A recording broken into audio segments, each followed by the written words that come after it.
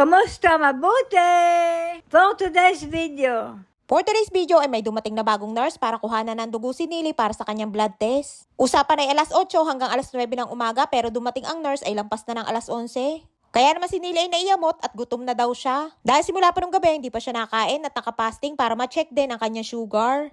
Kaya naman pagkaalis ng nurse ay pinagkape at pinagtinapay ko muna. At pinaliguan ko na din si Lola at si Nili bago ako maghanda dyan ng kanilang pananghalian. Mga luto na nga ang mga pagkain nila at basta ko na lamang ipapainit. Ayan yung gulay na munggo o balatong na dala nung anak ni Lola. Dahil nagustuhan nga yan ni Lola, itinanong ko nga dun sa kanyang anak kung paano lutuin. Para maipagluto ko din si Lola para kahit hindi siya magdala dito sa bahay ay merong makakain si Lola. Dinagdagan ko na nga din ng tubig na inalog ko na nga dyan sa garapon. Ayaw kasi ni Lola ng medyo malapot at medyo maalat din. Kaya naman tamang dagdag na lamang ng tubig. Kapag magluluto nga ng pagkain ni Lola, ay di bali ng matabang o walang lasa, wag lamang mapaalat. Gumawa din nga ako dyan ng mashed potato at nilagyan ko ng konting butter para mas malasa. Ipinainit ko na nga din yung bigay na pagkain ng kapatid ni Lola na pastida na gawa sa mga gulay. Napaka-healthy nga ng mga pagkain ng mga tao dito sa Israel kaya naman napakahaba din ng kanilang buhay. At nilagyan ko nga din ng potato salad na may mayonnaise at masarap nga yan at kumain din ako niyan. At kung ano nga ang pagkain nila dito ay pwede ko din naman kainin. Ayun nga, ready na din ang aking ipinainit na gulay na munggo o marak adashim ang tawag nila dito. At hindi pwedeng mawawala ang paboritong pickled na pakwan ni Lola. Pagkatapos kong madala ang pagkain ni Lola sa kanyang kwarto ay kay Nili naman ang aking ihahanda.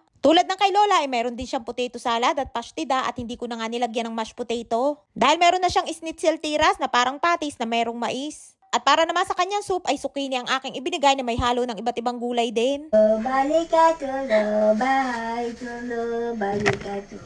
Tatagin na kain tayo. Kain tayo. Nagtayagon. Tayo.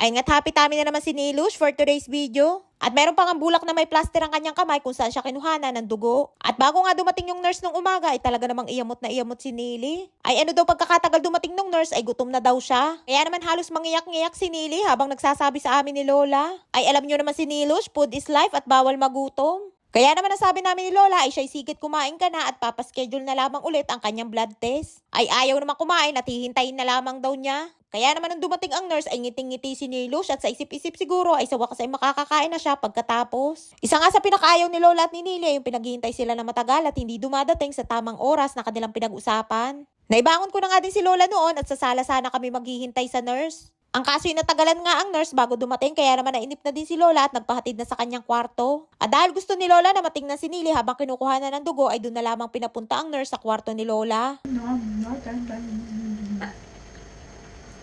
Masitain? Masarap.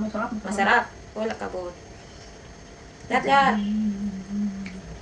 Ay nga't sarap na sarap si Nili sa kanyang pagkain at pati nga ang kanyang ulo ay talaga namang napapasayaw sa sarap. Ay tuloy nga ang ligaya ni Nili basta may kainan. At tanggal pati iyamot basta pagkain ng usapan. Ay siya hanggang dito na lamang ating kwento for today's video at shoutout time na. Shoutout po kay Homer Bertudazo ng Bukidnon. Shoutout po kay Julie De La Cruz from Malaysia na taga San Pablo City, Laguna. Shoutout po kay Jonabel Pipito Abaha. Shoutout po kay Trixie Binyas. Shoutout po kay Danny Capileño ng Pinagkaloob, Kawit. Shoutout po sa pamangkin ni Mercy Garcia ng Davao City. Shoutout po kay Slash Pernito ng Ormoc City, Leyte. Shoutout po kay Marica Fernandez ng Sariaya, Quezon. Shoutout po kay Laarne Vergara ng Marinduque. At shoutout po kay James ng Nueva Ecija. Maraming po salamat sa inyong support at laging panonood. Mag-ingat po kayo palagi. And please subscribe to my YouTube channel. Please follow and share. Salamat!